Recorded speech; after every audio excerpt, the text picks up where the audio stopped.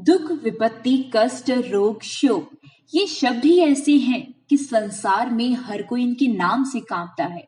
संसार में ऐसा कोई नहीं जो अपने जीवन में इनमें से किसी का भी आवक चाहता हो। सभी व्यक्ति उपाय करते हैं कि ये 5 शब्द उनके जीवन से यथासंभव दूर रहे।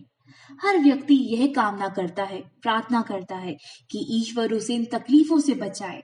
पर सच्चाई तो यही है कि इन शब्दों से लगभग रोज किसी न किसी का पाला पड़ता ही है। हर किसी को यह लगता है कि सारे कष्ट उसी के जीवन में आकर बैठ गए और बाकी सब तो मजे से आनंद से जी रहे हैं। लेकिन यह सच नहीं है। संसार में ऐसा कोई भी व्यक्ति नहीं जिसका पाला किसी न किसी रूप में दुख से ना पड़ा हो। हर किसी को अपना दुख बड़ा लगता है, पर सच्चाई यही है कि दुख हर व्यक्ति के जीवन में शामिल है। आज इसी संदर्भ में भगवान बुद्ध की कथा से समझते हैं। देवयोग से उसी समय नगर में भगवान बुद्ध आए हुए थे।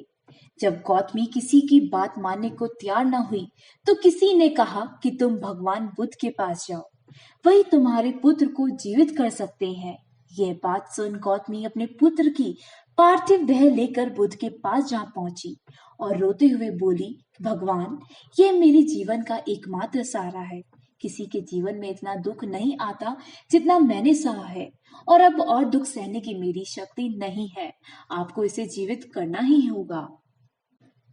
उसकी बात सुनकर बुद्ध ने कहा कि मैं तुम्हारे पुत्र को जीवित कर दूंगा, बस तुम मुझे एक चीज लाकर दे दो। तुम मुझे किसी ऐसे घर से एक वस्त्र लाकर दे दो जहाँ किसी की मृत्यु कभी ना हुई हो। गौतमी उसी क्षण पुत्र की देह भगवान के चरणों में रखकर चल पड़ी। सुबह से शाम हो गई, पर उसे कोई ऐसा घर ना मिला जहाँ किसी की मृत्यु ना हुई हो। वह निराश होकर भगवान बुद्ध के चरणों में गिर पड़ी। भगवान ने उसे कहा, गौतमी, संसार में ऐसा कोई नहीं जिसे दुख का सामना करना ना पड़ा हो। मुझे ही दुख क्यों मिला? यह प्रश्न कोई महत्व नहीं रखता। वास्तव में दुख सुख तो अपने ही पूर्व जन्मों का कर्मफल होते हैं। जिसने जैसे कर्म किए उसे वैसे ही फल भोगने पड़ते हैं। तुम भी सत्य को स्वीकार करो, अपने पुत्र को विदा करो और अपने कर्म फल सुधारने के प्रयास करो। गौतमी ने जान लिया था कि दुख से बचा नहीं जा सकता। हर किसी को अपने हिस्से के दुख सहन करने ही पड़ते हैं।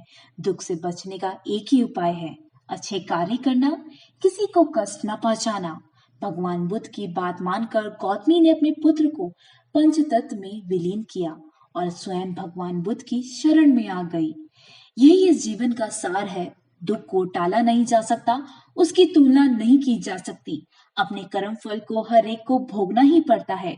दुख को तो सहन करना ही पड़ता है।